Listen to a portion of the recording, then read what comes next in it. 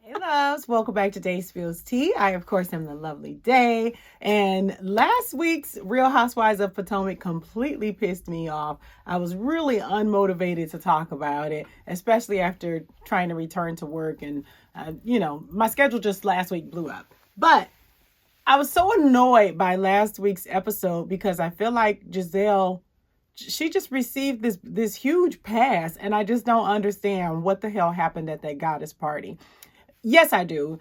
Production protects her. The rest of the ladies kiss her behind, and it's just a mess, and I can't stand it. Anyways, but we're not here to talk about last week's episode. We're here to talk about this week's episode. Before I jump into it, go ahead and hit the thumbs up button. Show me just a little bit of love. Make sure you leave some comments down below and let me know your thoughts about this week's episode or last week's episode. Go ahead and subscribe if you haven't done that already. Hit the notification bell. That way you get notified every time I drop a new video. So, real quick, before I jump into this week's, at the goddess party, first of all, Robin showed up in that David's bridal gown and Karen complimented her. And I was like, say what? I thought Karen and Mia and Wendy all looked really, really amazing. Candiace showed up. She was really, really cute. The ladies all kind of brought it, but I didn't get what the heck Ashley was wearing. Giselle, she did what she normally does, wear something that's just like, okay. But anyways, Robin was beautiful. I was so glad she took those braids out because them braids have been driving me nuts. Okay, they was so dry and they was just done for. She need to get with Monique and let Monique hook her up right. But anyways, I was not feeling that dress. It just was something was wrong with it. But at the goddess party, they were supposed to be all saying something nice about each other. Candiace and Ashley dug deep and went on and said something nice to each other. But Giselle is a whole 50-something-year-old woman raising children. And because she's upset right now, she could not say anything nice about Karen. She don't have to. But I would have liked to know that she could. And she just really, really couldn't. And so she went on and talked to Wendy. And so Wendy let her know that she was kind of like still upset. And then all of a sudden, they're making it like Wendy was wrong for being pissed at her. Mia is all like, in her defense, they did say that they didn't believe it. We already knew that they didn't believe that rumor about Eddie. That was never the problem. The reason that Wendy was upset, and I've said this 1,000 times, is because she knows that Giselle and Ashley's plot was to get it onto the show. That's why Wendy was mad. And I think Wendy recognized that she can't beat this monster. She can't slay this dragon because this dragon is, of course, Bravo's prized possession on this particular franchise. So I think that's why Wendy just kind of gave up and was just like, okay, we'll call it a truce and I'll just play nice. Because really, what else could she do?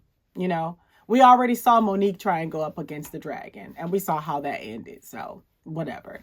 But then Giselle, because she has got herself a little win right quick, she moves on to Karen, and it's like out of the blue, had nothing to do with Karen. When it comes to tearing down families, that's Karen, not me.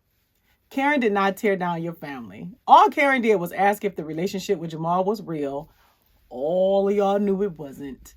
Robin, you didn't sat up here all season long talking about how you ain't even see Jamal and y'all supposed to be best friends. Karen ain't do nothing wrong to that woman.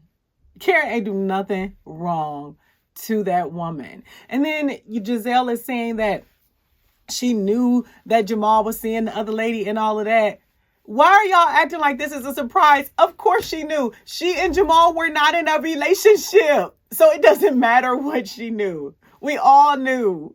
She and Jamal were not in a relationship. So of course it was not news that he was seeing other women. Monique's point in bringing that up on the reunion was to say, hey, this is why I know that your relationship is fake. But then, of course, they all are, oh, we love you, Giselle. Oh, let's apologize. And then once Karen did try to apologize, she's like, who is she apologizing? She's not even looking at me. Let me tell you, I was annoyed. I was so annoyed. So this week, Candiace's mom, Dorothy or Dot, whatever they like to call her, is at her house doing what overbearing moms do. And she's basically critiquing everything and judging everything about her furniture and all that kind of stuff.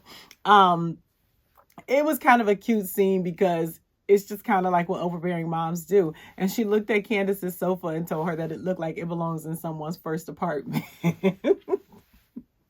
These mamas who really want to be on these shows are hilarious. I couldn't do it. Couldn't be my mama. Like, our relationship would just be toe up. Anyways, so Giselle takes Grace to practice driving. So she says that Grace, after the 5th try, got her learner's permit. And while I hesitate to talk about anyone's child, I have to wonder, why was she taking her to get her learner's permit or do a road test or any of that when it appears that the child has never sat behind a driver's seat before?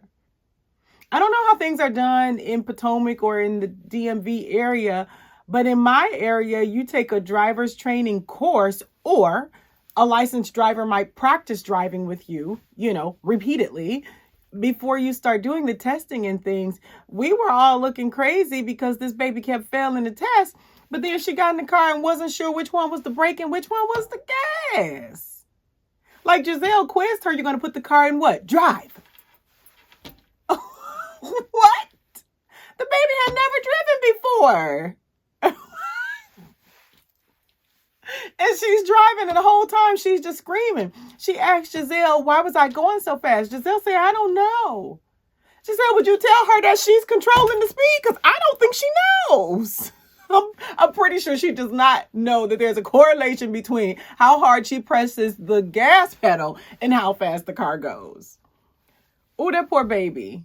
Start working on the younger girls now. Get them babies driving, okay? Because this is dangerous. The poor cameraman almost died right in front of our faces. Anyway, so then we move on and we see Mia. Mia is still trying to win over her mom. And I didn't realize that Mia had, all these additional siblings. So she has a set of twins that are younger than her, and she has an older brother. And her mom apparently lives with her younger sister, one of the twins, and cares for her children on a regular. And I could just only imagine, if Mia is trying to win over her mom, how hurtful it would be to watch her constantly building a relationship with her other sister and her sister's children. And then I think it comes out later that, Mia had wanted her to nanny for her and maybe help take care of her children, and it just wasn't really something that she was interested in doing. So I'm sure that she and her mother and her sister have a connection, probably through whatever trauma they may have experienced together. That probably binds them. And so unfortunately, Mia is just not a part of that, but hopefully she will continue working to build with her mom, and hopefully they'll get there sooner or later. So then we've got, Karen and these candles, and she keeps talking about the fact that they 3-week candles. She did not have to shade Wendy like that, talking about Wendy's candle belong in the powder room. Now, I don't know about you, but my powder room is what? 6-7 square feet. Like, what? Why she say that? And she's supposed to be her friend and her mentor and her guide and all of that. Not the powder room. She could have said a small bedroom. I don't know. She didn't have to even try and quantify it. She could have just said mine is for a more vast space. Grand dame. It was funny though. So then Wendy is at home, and she wants to do a presentation to Eddie to show him that she is very serious about her business, her home essentials line, which currently only includes candles. She said she Googled some things and that she was ready. She looked really cute. She put her glasses, like, get it, Wendy. But then she just really sold him on why she likes candles. She kind of just gave him like her vision and her mission statement. And she was like, now you can ask me whatever questions you would like. Like she's ready. Like, I'm ready. Whatever you ask me, I got an answer for it. She had no answers. He asked her basic things about her finances. How much do you plan to spend? How much do the candles cost to make? How much do you plan to sell the candles for? So you haven't even thought about your profit margins or anything. Like, have you looked at distribution? Like, what have you done other than Googled how to make like a mission statement? And I feel like Wendy is punking us. I feel like Wendy is very intelligent and she's playing dumb. And maybe that's a part of her new I'm cute, I'm street, I'm sexy character that she's creating. Because I feel like Wendy is more intelligent than this. And then they asked her something about how much she had spent thus far. And she tried to make this real goofy statement about, I have all my receipts. I need to put them into a worksheet and like click it and drag it down and then like get the total. Why are you talking like you don't know how to use Excel? Why are you talking like you don't know how to run a formula? Like I didn't, you have 4 degrees. I don't like that act. And I really feel like it's an act. So Ashley goes to visit her family, Uncle Lump and his wife and kids and everything. And they ask her how she's doing, and she proceeds to tell them about her anatomy and her lady parts and all of that. And she justifies it by saying Uncle Lump is like a dad to me, or he's like the father I never had. Listen, I have my father. And at no point in my life do I ever talk to him about my lady parts. At no point in my life do I ever like point and gesture and things like that to my daddy. What is that? I mean, am I just a prude? Is this something that people do? I don't know. Like Ashley is having all sorts of, physical problems as a result of both her births. But I just don't think it's conversation at the dinner table. You already told us about ripping your butthole and all of that kind of stuff at the dinner table. Like, where is the couth? Where is the couth? But then she wanted to make jokes about Mia saying that she got her done. Girl, bye. Robin kind of bored us to death. She went and was looking at a warehouse. Not really much going on there. She said something like she was making like $60,000 and she had like 15,000 orders but $1,700 a month rent for the warehouse seemed pricey. I don't know. I don't know what her numbers are. I don't know what she spends, what her overhead is and things like that.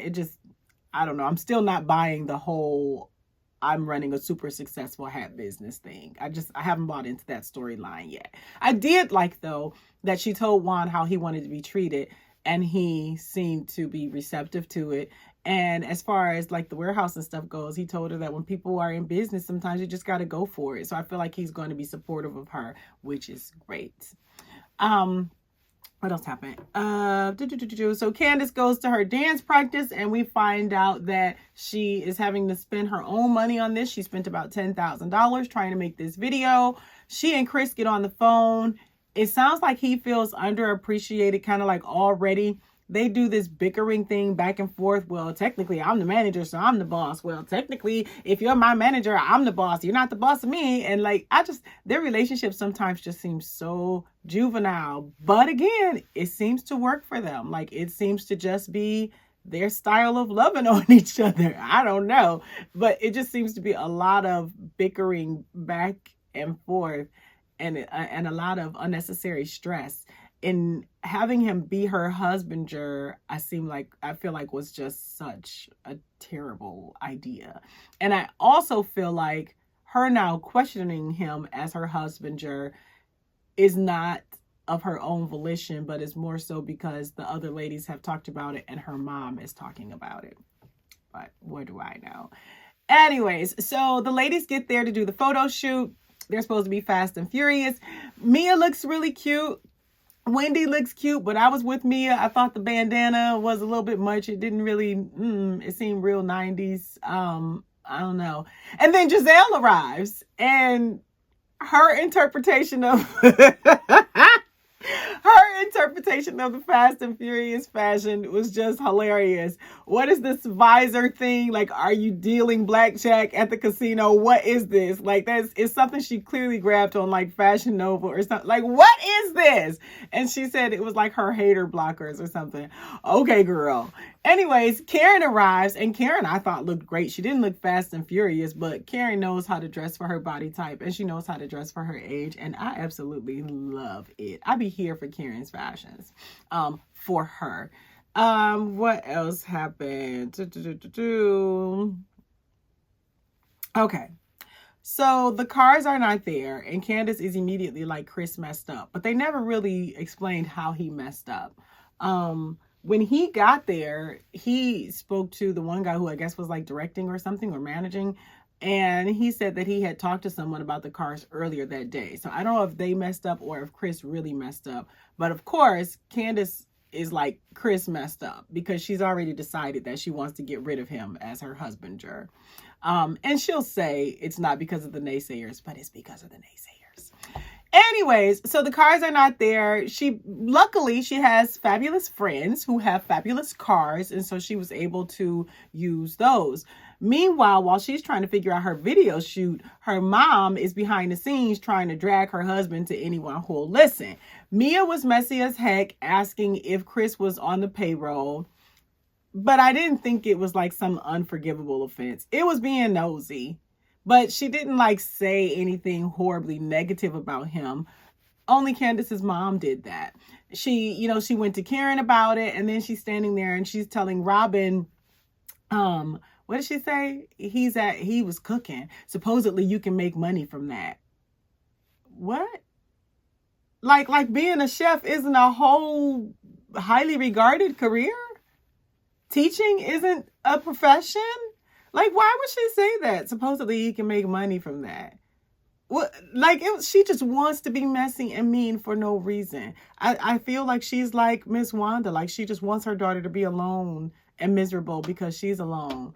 Like, whatever has happened in her history with men, well, we know things didn't go well with Candiace's dad. She just doesn't trust men. She doesn't appreciate men. She doesn't respect men. And she just doesn't necessarily want Candiace and Chris to be together. That's what I believe, and I could be wrong. But yeah, why would you sit there talking to her friends and stuff about this stuff? She whispered. She literally doing this. Like, really? Like, this is so immature and just mean and destructive. I just didn't get it. And then Robin is like, of course she is with the crap. That's a big old house. And so she's just laughing and keying. But you and Candiace supposed to be friends. Y'all don't have no beef. Y'all supposed to be cool. But you're not gonna shut that down? You're not gonna tell her mama to chill. You're not gonna stop entertaining it. You trying to find out more. So you and your confessional talk, ooh, is Dottie saying that she's paying the mortgage? They still not paying their bills.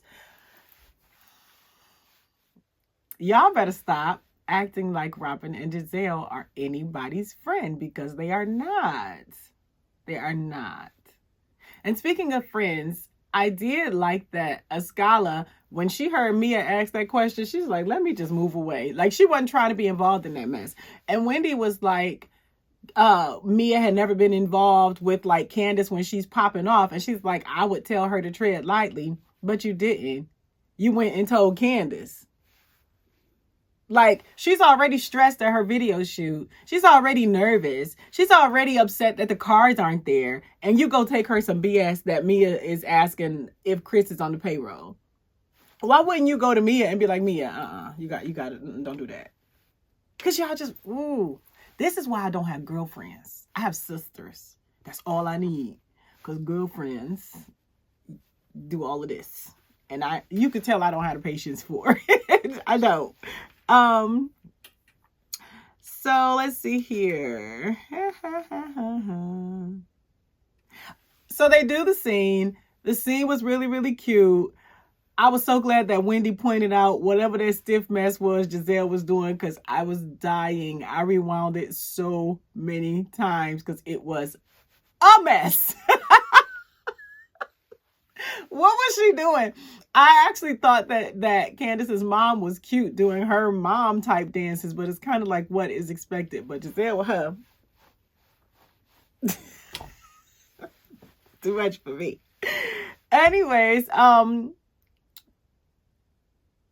yeah, so after Giselle did her stiff dance moves, I guess Robin probably told her that Dottie is on one and she's gossiping about Chris, because then she goes to try and get a little gossip out of Dottie. And she tells her that, yeah, I said he's riding her coattails. Like, really, y'all are supposed to be her friends at her production that she invited you to. And y'all gonna sit up here and try and start a whole new plot about her husband. That's so disappointing. Y'all ain't...